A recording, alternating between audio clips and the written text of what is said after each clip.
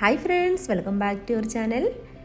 ഇന്ന് ഞാൻ തയ്യാറാക്കാനായിട്ട് പോകുന്നത് കണ്ണൂർ കലത്തപ്പമാണ്. കണ്ണൂർ കലത്തപ്പം എന്ന് പറയുമ്പം നല്ല ടേസ്റ്റി ആയിട്ടുള്ളൊരു പലഹാരമാണിത്. അതും വളരെ പെട്ടെന്ന് തന്നെ നമുക്ക് തയ്യാറാക്കി എടുക്കാവുന്നതുമാണ്. അപ്പോൾ അതിനായിട്ട് ഞാനിവിടെ 250 ഗ്രാം പച്ചരി 4 മണിക്കൂർ മുൻപ് കുതിർത്ത് കഴുകി വാരി വെച്ചിരിക്കുന്നതാണ്. പിന്നെ ഒരു 300 ഗ്രാം ശർക്കരയും എടുത്ത് വെച്ചിട്ടുണ്ട്. അപ്പോൾ ഈ ശർക്കരയൊക്കെ ഒന്ന് ശർക്കര പാനിയാക്കാനായിട്ട് വെക്കണം. അതുപോലെ അരിയൊക്കെ ആണെങ്കിലും ഒന്ന് അരച്ചെടുക്കണം. അപ്പോൾ അരി അരയ്ക്കുന്നതിലേക്ക് ഞാനിപ്പോൾ 200 ml വെള്ളം ഒഴിച്ചു കൊടുക്കുകയാണ്. അതേ അളവിൽ തന്നെ 200 ml തന്നെ വെള്ളം ശർക്കരയിലേക്ക് ഒഴിച്ചു കൊടുത്ത് അത് ശർക്കരപ്പാനിയാകാനായിട്ട് വെക്കാം. അരി അരയ്ക്കുന്നതിൻ്റെ കൂട്ടത്തിൽ 2 ഏലക്കയും 1 നുള്ള് നല്ല ജീരകവും 2 ടേബിൾ സ്പൂൺ ചോറും കൂടി ചേർത്ത് കൊടുക്കണം. എന്നിട്ട് വേണം അരച്ചെടുക്കാനായിട്ട്. അപ്പോൾ അതിൻ്റെ കൂട്ടത്തിൽ അരയ്ക്കുമ്പം 1 നുള്ള് ഉപ്പ് കൂടി ചേർക്കാനായിട്ട് മറക്കരുത്. കാരണം നമ്മൾ ആ ഒരു മധുരത്തെ ഒന്ന് ബാലൻസ് ചെയ്ത് കൊണ്ടുവരാനായിട്ടാണ്. അപ്പോൾ ഇതെല്ലാം കൂടി അരച്ചെടുത്താണ് ഇത്. അതിലേക്ക് ഞാനിപ്പോൾ 1/4 ടീസ്പൂൺ ബേക്കിംഗ് സോഡ കൂടി ചേർത്ത് കൊടുത്ത് നന്നായിട്ട് ഒന്നുകൂടി മിക്സ് ചെയ്തെടുക്കുകയാണ്.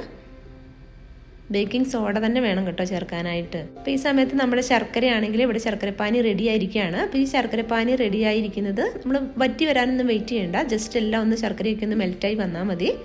ഇനി ഇതൊന്ന് അരിച്ചെടുത്തതിന് ശേഷം ഇതിലേക്ക് ഒഴിച്ച് മിക്സ് ചെയ്തെടുക്കാം. അപ്പോൾ പെട്ടെന്ന് തന്നെ ഒരു കൈ കൊണ്ട് തുടർച്ചയായിട്ട് ഇളക്കി കൊടുക്കണം ഒഴിക്കുന്ന കൂട്ടത്തിൽ. അല്ലെന്നുണ്ടെങ്കിൽ ഇത് കട്ട പിടിച്ചു പോകും അരി അരച്ച് വെച്ചിരിക്കുന്നത്. ഇനി ഒരു കുക്കറിലേക്ക് 3 ടേബിൾ സ്പൂൺ വെളിച്ചെണ്ണ ഒഴിച്ചു കൊടുക്കുക.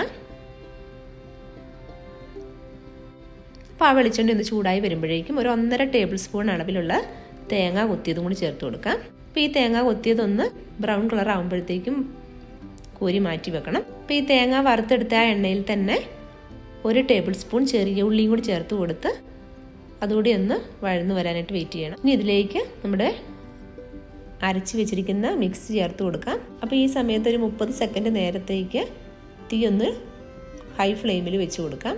ആ 30 സെക്കൻഡ് കൊണ്ട് തന്നെ മുകളിൽ വരെ ഒന്ന് നന്നായിട്ടൊന്ന് ചൂടായി വന്നാൽ മതി. പെട്ടെന്ന് തന്നെ അത് ലോ ഫ്ലെയിമിലേക്ക് മാറ്റി കൊടുക്കണം. ഇനി ഇത് ലോ ഫ്ലെയിമിൽ 20 മിനിറ്റ് വേവാനായിട്ട് വെയിറ്റ് ചെയ്യുക. കുക്കറിൻ്റെ വിസിൽ മാറ്റിയതിന് ശേഷമാണ് ഇത് അടച്ച് വെക്കേണ്ടത്. അപ്പോൾ കറക്റ്റ് 20 മിനിറ്റ് വെച്ചാൽ മതി. 20 മിനിറ്റ് കൊണ്ട് തന്നെ നമ്മുടെ കാലത്തപ്പം റെഡിയായി കിട്ടിക്കോളും. ഇപ്പോൾ 20 മിനിറ്റ് ആയിട്ടുണ്ട്. ഞാൻ ഫ്ലെയിമൊക്കെ ഓഫ് ചെയ്ത് ഈ അടുപ്പിൽ തന്നെ വെക്കുകയാണിത്. അപ്പോൾ ഈ സമയത്ത് നിങ്ങളൊരു കാര്യം പ്രത്യേകം ശ്രദ്ധിക്കണം.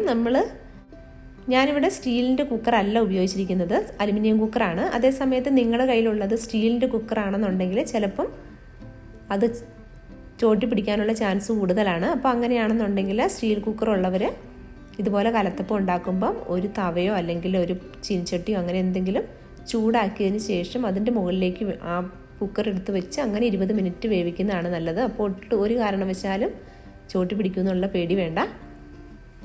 അപ്പോൾ ഇതിവിടെ ഒരു 5 മിനിറ്റ് നേരം കൂടി ഇരിക്കട്ടെ ഈ അടുപ്പിൽ തന്നെ. 5 മിനിറ്റ് കഴിയുമ്പം അടുപ്പിൽ നിന്ന് വാങ്ങി ഒരു 10-15 മിനിറ്റ് കൂടി വെയിറ്റ് ചെയ്യണമെന്ന് ആറാനായിട്ട്.